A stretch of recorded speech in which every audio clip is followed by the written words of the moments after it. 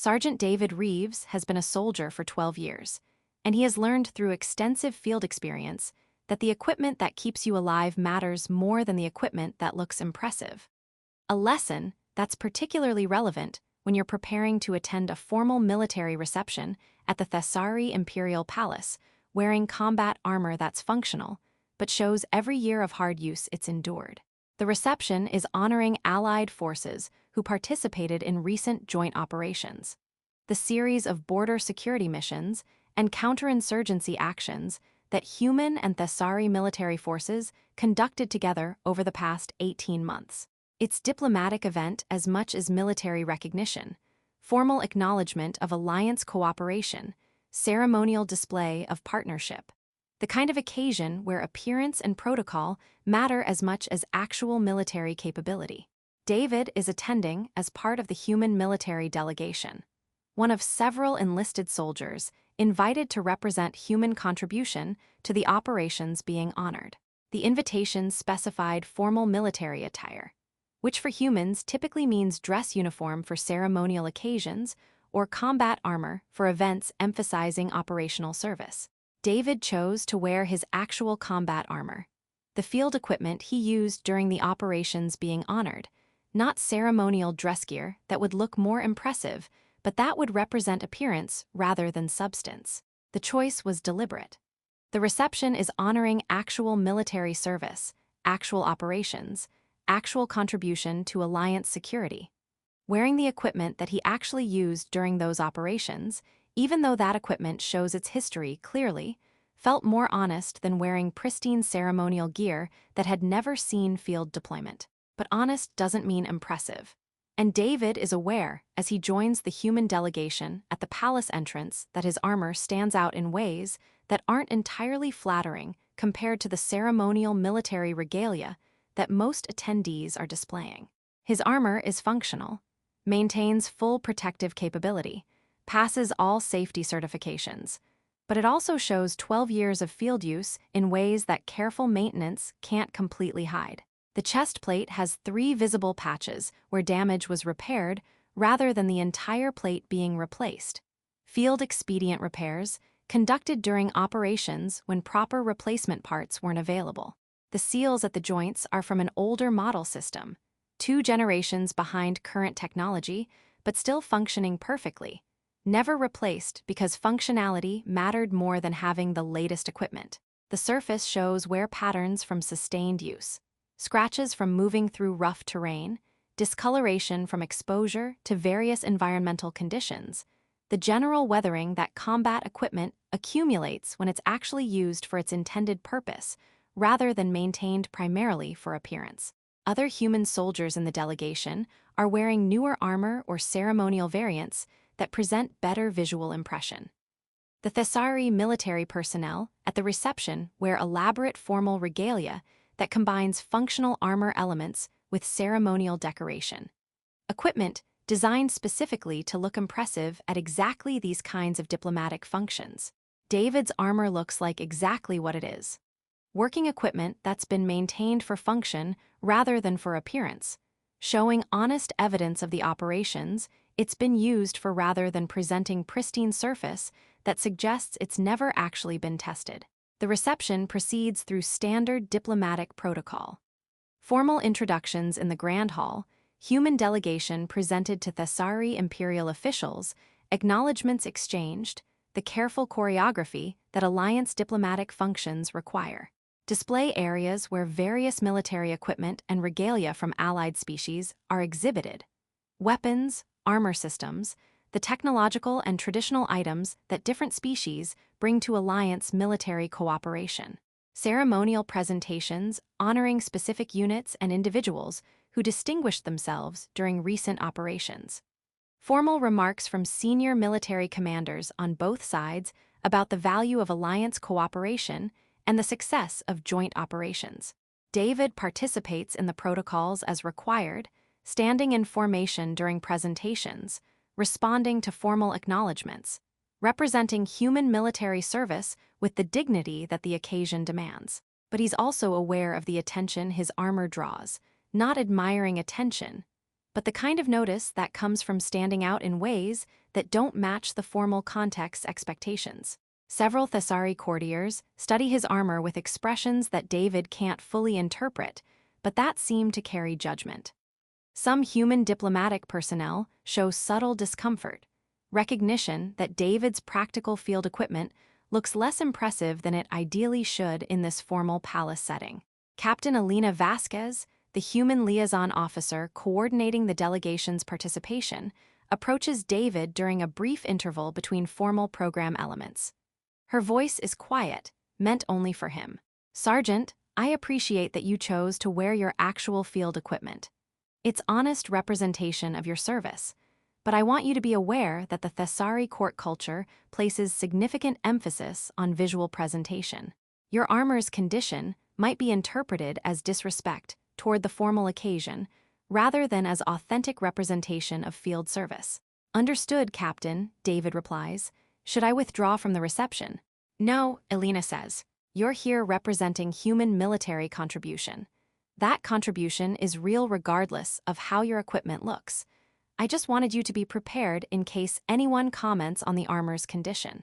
David nods acknowledgement. He'd already considered the possibility that his choice to wear working equipment rather than ceremonial gear might draw criticism. But wearing honest representation of actual service felt more important than maintaining appearance that would misrepresent the reality of field operations. The reception continues. The formal program concludes and transitions to the less structured social portion, where attendees can move freely through the palace spaces designated for the event, engage in conversation, examine the displayed military equipment more closely. David is studying a display of Thessari ceremonial weapons, beautiful pieces that combine functional design with elaborate artistic elements. When he hears a voice behind him, carrying the particular tone of someone making comment, intended to be overheard rather than privately shared. Is that what human military equipment actually looks like, patched together from scrap? David turns to see Princess Seraphia, the Emperor's youngest daughter, known throughout the court for her sharp intelligence and equally sharp tongue. She's examining his armor with expression that clearly communicates disdain. "I've seen merchant vessels with better-maintained hull plating," Seraphia continues, her voice carrying clearly to the courtiers and military personnel in the surrounding area. Does the human military not provide proper equipment maintenance, or is this simply the best your species can produce? The comment draws attention. Conversations pause as people turn to observe. Some Thessari courtiers show entertained skin colors, enjoying the princess's mockery of the human soldier's shabby-looking armor. Others show embarrassment, recognition that publicly mocking an allied military representative during formal reception, honoring that service, is diplomatically inappropriate regardless of how the equipment looks. The court waits for David's response, waits for him to defend himself, to explain that the patches represent field repairs from actual combat operations, to argue that the outdated seals still function perfectly and that replacing working equipment for appearance's sake wastes resources, to bristle at the insult to human military capability and maintenance standards. David looks at his armor, at the patched chest plate that absorbed the impact that would have killed him during the operation on Cathara IV, at the outdated seals that have never failed despite being 2 generations behind current technology, at the wear patterns that tell the story of 3 years of sustained operations in conditions that tested every piece of equipment to its limits. Then he begins unclasping the armor. David's hands move with practiced efficiency through the armor removal sequence, the procedure he's performed thousands of times after operations, after training, after the daily routine of military service that involves putting on and taking off protective equipment so regularly that the movements become automatic. Chest plate first, the main piece that protects torso and vital organs. He releases the magnetic locks, disengages the power connections that integrate the armor with his suit's environmental systems, lifts the plate away from his body, sets it down carefully on the palace floor in front of him.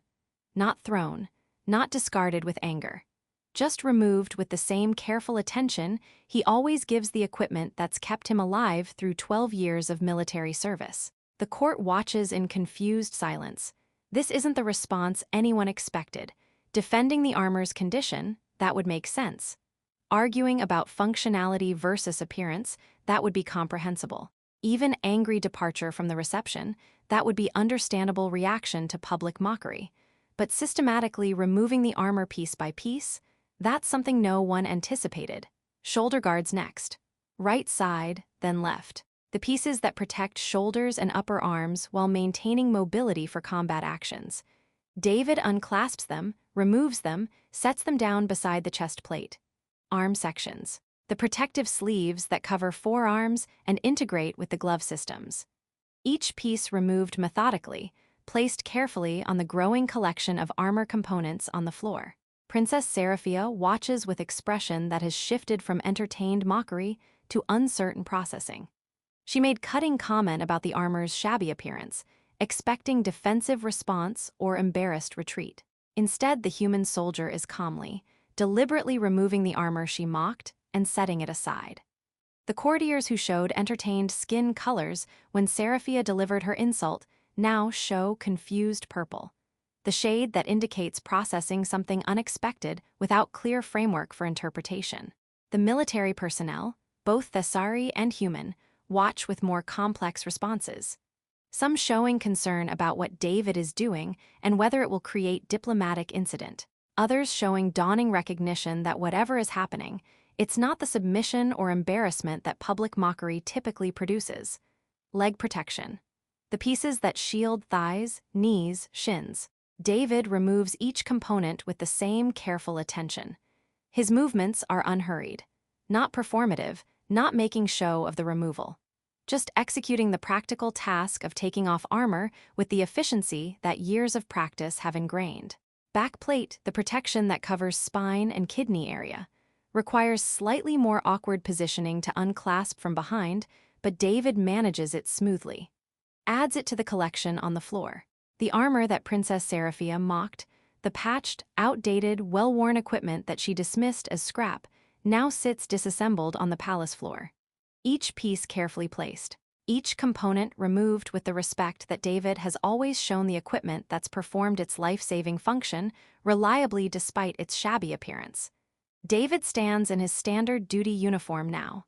No armor, no protection, no visible military regalia beyond the rank insignia and unit patches on his uniform. Just the human soldier without the equipment that defined him as military personnel in this formal reception context. The court is completely silent, not the entertained silence that followed Seraphia's initial mockery, not the uncomfortable silence of witnessing something embarrassing, something else. The silence of people witnessing something they don't fully understand, but that feels significant. David looks at his disassembled armor for a moment, the equipment that's protected him through countless operations. That's failed exactly 0 times when he needed it despite looking shabby compared to pristine ceremonial gear. That carries the honest evidence of actual service rather than the pristine surface of equipment maintained primarily for appearance. Then he looks at Princess Seraphia directly. Doesn't speak.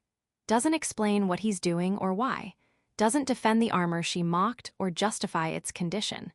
Doesn't argue about functionality versus appearance or about the difference between working equipment and ceremonial display pieces. Simply meets her gaze with calm, steady attention.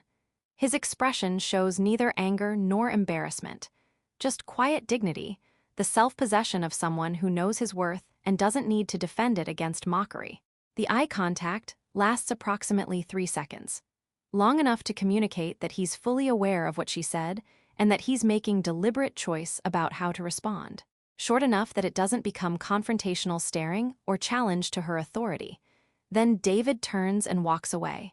Not hurried, not retreating, just walking with the same steady, unhurried pace he brought to removing the armor. Heading toward the palace exit, leaving the reception, leaving his armor on the floor where he set it. Behind him, the court remains frozen in that profound silence. No one moves to stop him. No one calls out asking where he's going or what he's doing. No one quite knows how to respond to what just happened. David walks through the grand hall, past the displays of military equipment, past the gathered diplomatic and military personnel who part silently to let him pass. walks through the palace corridors toward the exit where the human delegation's transport is waiting. He's aware that he's probably violating multiple diplomatic protocols, that leaving a formal reception early without proper ceremonial departure is inappropriate, that abandoning his armor in the palace is definitely not standard procedure, that Captain Vasquez is probably going to have difficult conversations with Thessari diplomatic officials about what just occurred.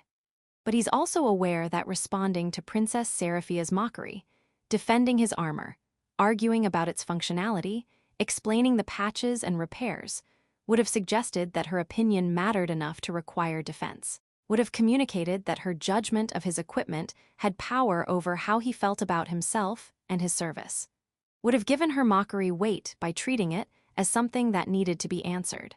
Walking away, stripping off the armor she insulted and leaving it behind, leaving without a word, demonstrating complete indifference to her judgment, communicates something entirely different. That her opinion is irrelevant. That his worth isn't contained in the equipment she mocked.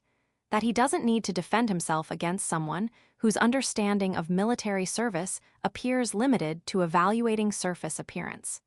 David reaches the exit. The palace guards station there show uncertain skin colors, but don't stop him. He steps out into the evening air, no longer wearing the armor that defined him as military personnel at the formal reception. Just the soldier. Without the protection, without the visible markers of military capability, sufficient without them.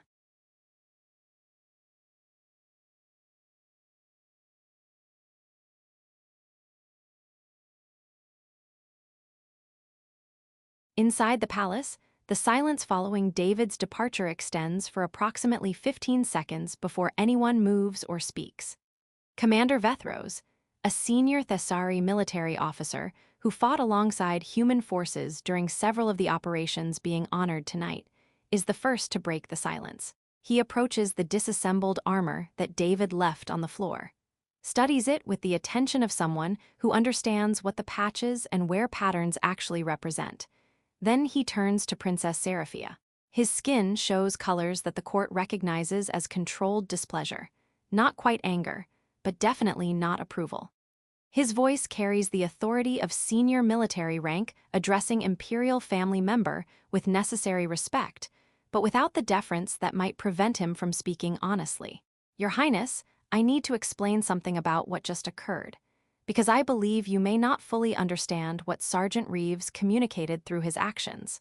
Seraphia's skin shows defensive purple. He walked away because I exposed how shabby his equipment is.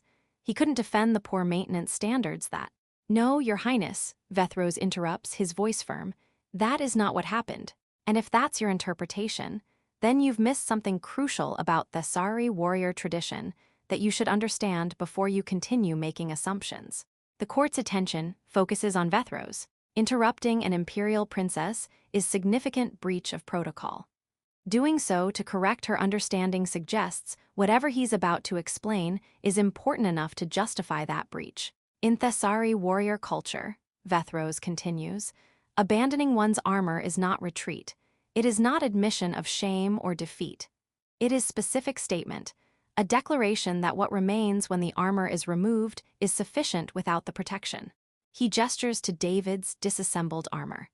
When a Thessari warrior removes their armor and walks away, they are communicating that their worth is not contained in the equipment, that they do not require the armor to be what they are, that the person underneath, the protection is complete and capable without it.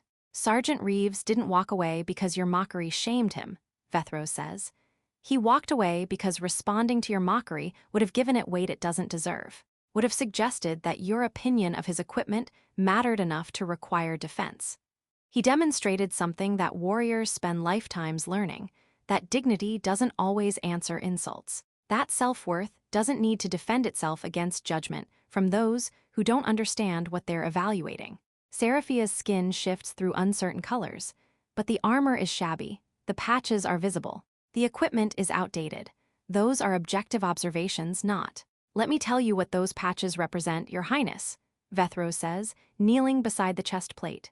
This patch here, he points to the largest repair, is from the operation on Cathara IV, where Sergeant Reeves's unit held defensive position for 18 hours against overwhelming force while evacuation proceeded. The armor absorbed plasma discharge that would have killed him. It was repaired in the field because proper replacement wasn't available and because the operation couldn't pause for equipment maintenance. He points to another patch. This one is from the counterinsurgency operation in the Theta sector. Explosive damage. Again, repaired in field conditions because mission continuation mattered more than equipment appearance. The outdated seals you mocked. Vethros continues. They're from a model system that was replaced by newer technology 3 years ago. Sergeant Reeves never upgraded because the seals function perfectly, and because replacing working equipment for appearance sake seemed wasteful when that budget could go to soldiers who need equipment upgrades for actual functional reasons rather than for cosmetic improvement. He stands, facing Seraphia directly. You looked at this armor and saw shabby equipment that reflected poorly on human military standards. Sergeant Reeves looked at this armor and saw the equipment that's kept him alive through 3 years of sustained combat operations. Equipment that's never failed him despite looking unimpressive. Equipment that tells the honest story of actual military service rather than presenting the pristine appearance of ceremonial gear that's never been tested. When you mocked it, Vethros says, you were mocking the physical evidence of his service.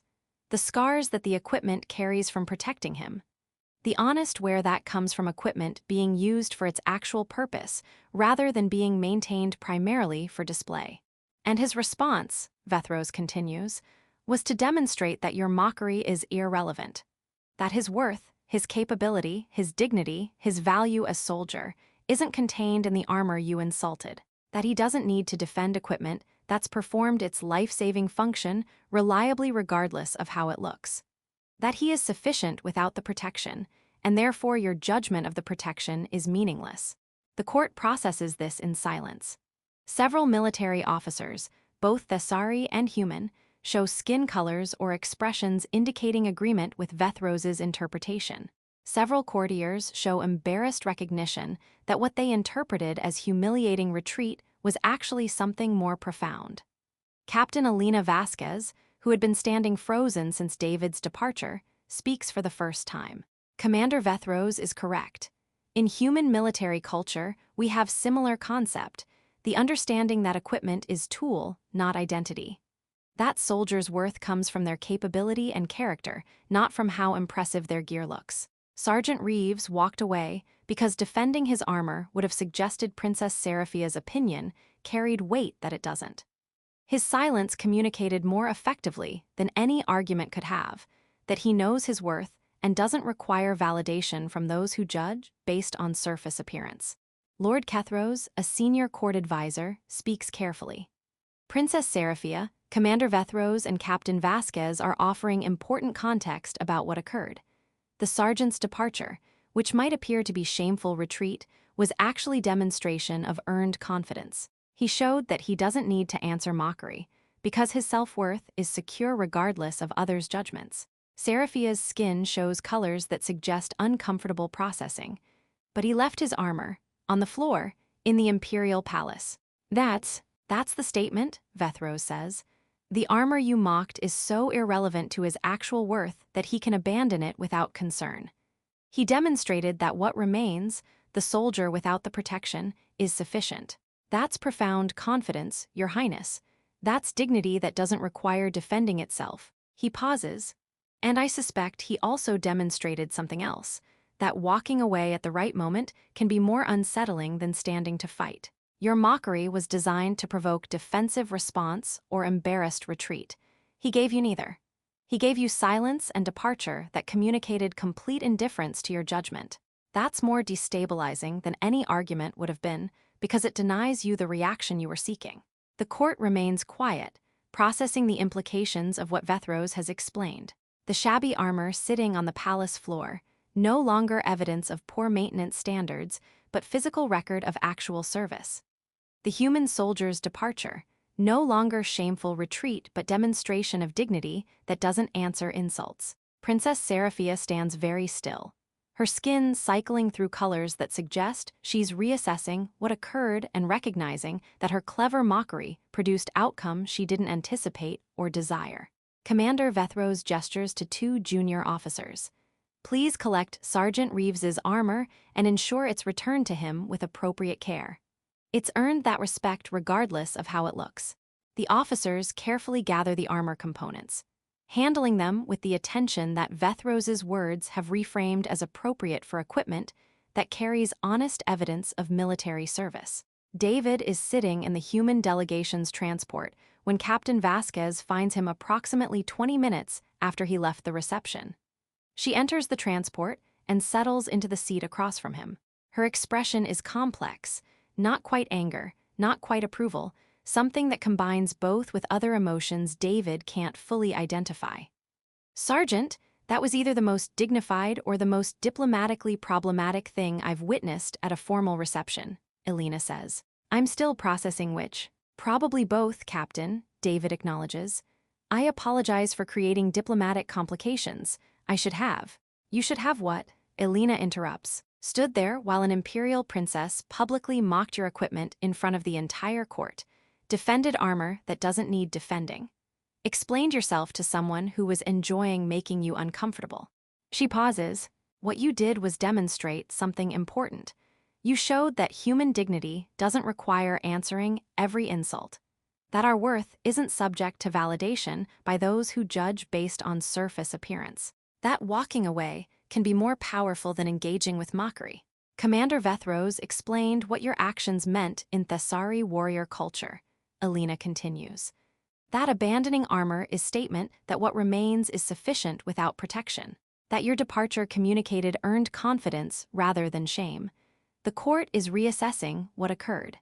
Several senior officials have expressed respect for your response rather than criticism. Princess Seraphia, David asks, is processing that her clever insult produced outcome she didn't anticipate, Elena says. Commander Vethros was quite direct with her about what your actions actually communicated. She's, according to the Thessari officials I spoke with, experiencing uncomfortable recognition that mockery she intended to diminish you actually revealed her own limited understanding of what military service involves. Elena leans forward. Your armor is being returned to you with appropriate care. Commander Vethros insisted it be treated with respect befitting equipment that carries honest evidence of service. Several Thessari military officers have asked about the specific operations that produced the damage you repaired. Your choice to wear actual working equipment rather than ceremonial gear is being reconsidered, not as poor judgment, but as authentic representation that the formal reception should have honored rather than mocked. She pauses.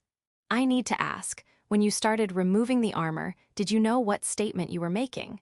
Did you understand the Thessari cultural significance of abandoning your armor and walking away? David considers the question honestly. No, Captain. I didn't know about the Thessari warrior tradition Commander Vethros described.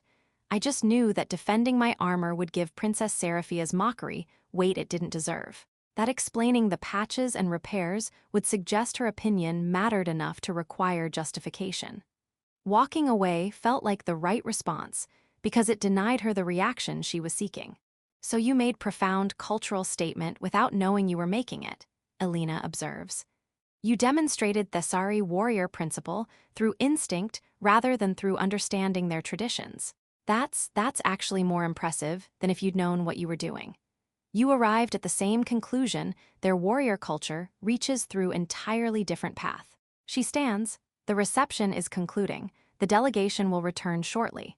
You'll probably receive formal communications from Thessari military officials who want to discuss what occurred. Commander Vethros has indicated he wants to speak with you personally about your service record and about the operations that your armor's condition reflects. Understood, Captain. And Sergeant, Elena pauses at the transport exit. What you did tonight mattered, not just for you personally, but for how Thessari court officials perceive human military personnel. You demonstrated that we possess dignity and confidence that doesn't require constant defense, that we know our worth regardless of others' judgments. That's valuable representation of human capability that goes beyond any formal diplomatic protocol could communicate. Over the following days, David's response to Princess Seraphia's mockery becomes story told throughout the Thessari military community. Not as example of diplomatic incident or embarrassing confrontation, but as demonstration of the kind of dignity that warrior culture respects deeply. Commander Vethros requests extended conversation about David's service history. Examines each patch and repair on the armor with the attention of someone who recognizes that equipment's condition tells story that pristine ceremonial gear can't communicate. Explains that Thessari warriors specifically value the willingness to abandon armor, to demonstrate that the person underneath the protection is sufficient without it, as mark of profound self-knowledge and earned confidence. You walked away because responding would have given the mockery weight, Vethros says during their conversation. That demonstrates understanding that many warriors spend careers developing, that dignity doesn't always answer insults. That self-worth secure in its foundation doesn't require defending itself against those who judge without understanding. Princess Seraphia, according to reports that filter back to the human delegation, personally requested information about the operations David participated in, reviewed documentation about the Cathara IV defensive operation, the Theta Sector counterinsurgency, the sustained combat actions that produced the damage her mockery dismissed as shabby maintenance. She doesn't apologize directly. Imperial protocol and personal pride make formal apology difficult. But she does make public statement during a subsequent court function about the importance of recognizing that military equipment's condition often reflects the operations it's been tested by rather than the quality of its maintenance. Acknowledgement that her initial judgment was uninformed. 6 months later, David is invited to return to the Thessari Imperial Palace for a private audience with the Emperor himself. The invitation doesn't specify the purpose, but Captain Vasquez briefs him that it's related to the reception incident and its aftermath. David attends, wearing the same combat armor, still patched, still showing its operational history, still looking shabby compared to ceremonial military gear. The Emperor receives him in a small private chamber rather than in the formal throne room, speaks directly without elaborate diplomatic preamble. Sergeant Reeves, my daughter's mockery of your equipment was inappropriate. I want to acknowledge that formally and to express regret that a human soldier attending reception honoring his service experienced such treatment. Thank you, Your Majesty, David replies. But I also want to acknowledge what your response taught my court, the Emperor continues. You demonstrated principle that our warrior traditions value highly, but that we sometimes forget in contexts where appearance becomes more important than substance. You showed that dignity doesn't require defending itself. That earned confidence can walk away from mockery because it doesn't need validation from those who judge without understanding. My daughter learned important lesson from what occurred, the Emperor says, about the difference between surface judgment and actual understanding, about how mockery reveals the mocker's limitations more than the mock's weaknesses, about how walking away at the right moment demonstrates more strength than engaging with insults ever could. He gestures to David's armor. That equipment tells story of service that ceremonial gear can't communicate. The patches are evidence of operations where you were tested. The wear is proof that you used the equipment for its actual purpose rather than maintaining it primarily for appearance. Commander Vethros was correct when he told my court that you weren't defending the armor because the armor doesn't need defense. It's performed its function reliably regardless of how it looks. Your worth isn't contained in the equipment, Sergeant, the Emperor concludes. You demonstrated that by walking away, by showing that you are sufficient without the protection, and therefore judgment of the protection is meaningless. That's wisdom that transcends military service. That's understanding of self-worth that creates dignity nothing can diminish. Years later, when David is training junior soldiers, he tells the story of the reception and Princess Seraphia's mockery. She looked at my armor and saw shabby equipment, David says, saw patches and wear and outdated components, made cutting comment designed to embarrass me in front of the entire court. Everyone waited to see how I'd respond. I didn't defend the armor, he continues. Didn't explain the patches or justify the repairs. Didn't argue about functionality versus appearance. I removed the armor piece by piece and set it down. Then I walked away without a word. Because defending it would have given her mockery weight it didn't deserve, David explains. Would have suggested her opinion mattered enough to require justification. Walking away communicated something more powerful, that I know my worth and don't need validation from those who judge based on surface appearance. Dignity doesn't always answer insults, he concludes. Self-worth doesn't require defending itself against mockery. Sometimes walking away, at the right moment, with the right silence, communicates more strength than any argument ever could. Remember that when you face judgment from those who don't understand what they're evaluating. Your worth isn't subject to their validation. Walk away when engaging would give their judgment power it doesn't deserve. The alien princess mocked the armor. The human set it down and walked away. No defense, no argument, no bristling, just silence heavier than any insult. In this empire, abandoning armor is not retreat. It is statement that what remains does not require protection. Dignity that doesn't answer mockery. Confidence earned through service that doesn't need defending. Walking away at the right moment. More unsettling than standing to fight.